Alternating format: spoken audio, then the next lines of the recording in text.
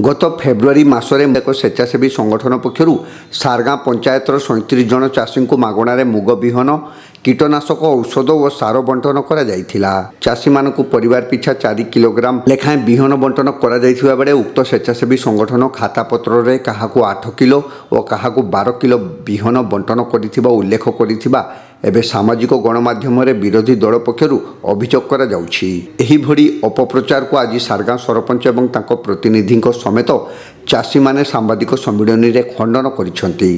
सरपंच सावित्री शतपथी और तांको प्रतिनिधि कहिसेंती कि कृषि विभाग पक्षर उक्त एनजीओ संस्था को मुग विहन बंटन पर निर्देश दिया जाइथिला।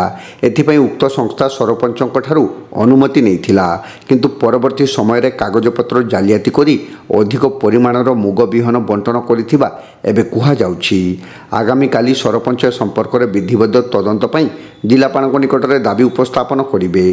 चाषी को ठकिथिबा उक्त एनजीओ संस्था को कड़ा तालिकाभुक्त करने सरपंच दाबी करिसेंती। तेबे तांकर विरोधी माने सरपंचक विरोध में सोशल मीडिया रे अपप्रचार करी राजनैतिक हीन उद्देश्य साधन करने को षड्यंत्र करिथिबा सरपंच कहिसेंती। मना सुमति सेठी जनवरी मास पाइथिले 4 किलो पाइथिले। हाँ हम 4 किलो देइथिले देई सिग्नेचर करथिले एनजीओ गौरी कवि वो 4 किलो पाई एनजीओ सिग्नेचर मारचे हम कि जानले सिग्नेचर तो मार देले हम 4 किलो आम गाँव जो नायब सरपंच तांको मुग आसला मु सेटा पाइछि 4 किलो 4 किलो पाई सिग्नेचर मारछि मना कोनै पड़ला सारगाँ बोइसे मुग मते 4 किलो पाइछि आ मते एनजीओ जे ता फोन करी डाकले मु तो जान नथिनी से फोन करी डाकले मु रानीपटना पाखु जीवा को कहले से गला पर मैं 4 किलो मुग देपर हाथ में देखा भी शुणिली पर शुणुची जे 4 किलो देते कि 8 किलो 10 किलो एमती सब पड़ी लोक हाँ 10 कतरा हाथ मो पाखर करने मुझे देखी नी मत पर शुणिली जे 8 किलो 10 किलो एमती मु पाई मात्र 4 किलो। मना सत्यव्रत नायक घर सारगा आमको 4 किलो मुग मिलता आ गए सिग्नेचर कर किए देता कौन आम वार्ड मेम्बर क्योंकि आमको देते नहीं आम के जानू मुझे सारगाँ ग्राम पंचायत सरपंच सावित्री शतपथी मु जानवा चाहे जे सोशल मीडिया रे जो निर्दिष्ट व्यक्ति माने मो ना गोटे अपनिंदा मेसेज कर चलती जहाँकि मुग सार विष कुआड़े मु नहीं जाइछि कि खाई जाइछि।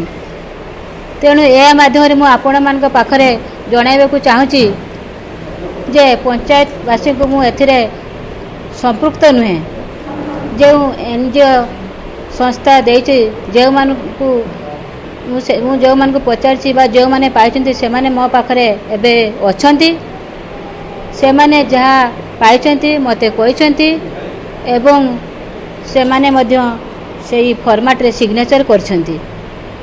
एथिरे बीएलडब्ल्यू मैडम एग्रीकल्चर ऑफिसर एवं एनजीओ जो दौथिले मुग बिरी बा सारा विष तांकर भी सिग्नेचर थिला आ शेष रे मो पाखकु से जो फॉर्मेटा देथिले शेष रे मो सिग्नेचर मारथिले किंतु ताहा अधिक किंबा कम जे से माने करिसंती सेति भाई मु आर तदंत करा जाऊ एथिरे मो मध्य ताकू सहयोग करिवि किंतु मु एथिरे संपूर्ण नाही मते गोटे बदलाम करिया पई एहा गोटे अक्रोशमूलक योजना एहा करी हीन मानसिकता हास्यास्पद कथा मु निजे मध्य निंदा करछि।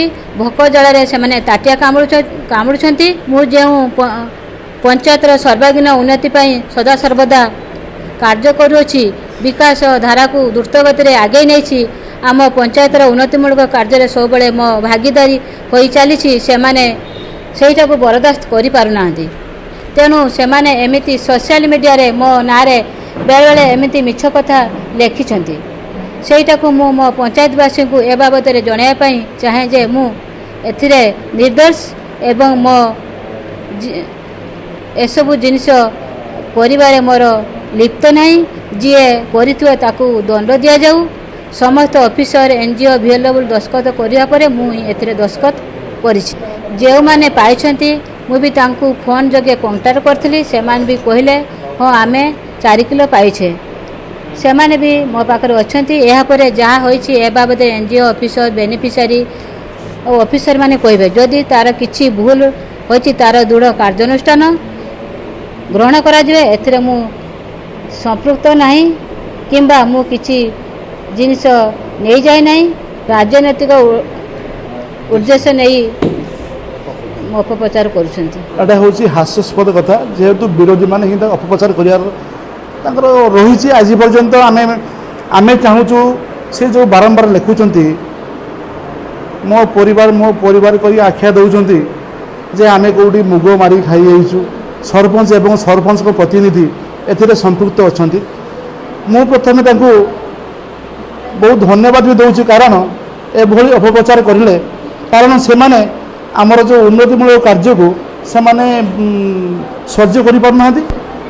ଆମେ ଯେଉଁଭଳି ଭାବରେ ଡେଭଲପମେଣ୍ଟ ଚିନ୍ତାଧାରା କରିପାରିଛୁ ସେଥିରେ ସେମାନେ ଏଇଭଳି ଭାବରେ ମିଛ ଅପପ୍ରଚାର କରି ସେମାନେ ବାଧା ସୃଷ୍ଟି କରିବାକୁ ଚାହୁଁଛନ୍ତି।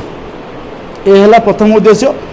ତାପରେ ରହିଲା ଯେଉଁମାନେ ଅପପ୍ରଚାର କରୁଛନ୍ତି ସୋସିଆଲ ମିଡ଼ିଆ ମାଧ୍ୟମରେ, ମୁଁ ତାଙ୍କୁ ବାର୍ତ୍ତା ଦେଉଛି ଯଦି ପ୍ରକୃତରେ ଆମେ ଆ ଭିତରେ ଭାଗିଦାର ଅଛୁ ତାହେଲେ ଆମେ ଦଣ୍ଡିତ ହେବା ନିହାତି ଦରକାର। କିନ୍ତୁ ମିଛରେ କୌଣସି ଅପପ୍ରଚାର କର ନାହିଁ। ଏଇଟା ହେଉଛି NGO ସଂସ୍ଥା। NGO ସଂସ୍ଥା ଆସିଲେ ଯେହେତୁ ଆମ ପାଖରୁ ପରମିସନ୍ ନେବେ, ଏମିତି ଆସିଛି ମୁଗ ଆସିଛି କିଛି ତୁମ ଗାଁରେ କିଛି ତୁମ ପଞ୍ଚାୟତରେ କିଛି ବାଣ୍ଟିଥାନ୍ତେ, ମୁଁ ତାକୁ କହିଲି ହଁ ବାଣ୍ଟ ବୋଲି। ସେମାନେ ବାଣ୍ଟି ସାରିଲା ପରେ ସମସ୍ତ ପଦାଧିକାରୀ ସିଗ୍ନେଚର କରିସାରିଲା ପରେ ସରପଞ୍ଚ ମ୍ୟାଡ଼ାମ୍ ସିଗ୍ନେଚର କରିଛନ୍ତି। କିନ୍ତୁ ଯେଉଁମାନେ ହିତାଧିକାରୀ ସେମାନେ ବି ସିଗ୍ନେଚର କରିଛନ୍ତି। ଆମେ ଦେଖିଲେ ହଁ ସେମାନେ ସିଗ୍ନେଚର କରିଛନ୍ତି। ଏଠି ଆମର କୌଣସି ଭୂମିକା ବି ନାହିଁ।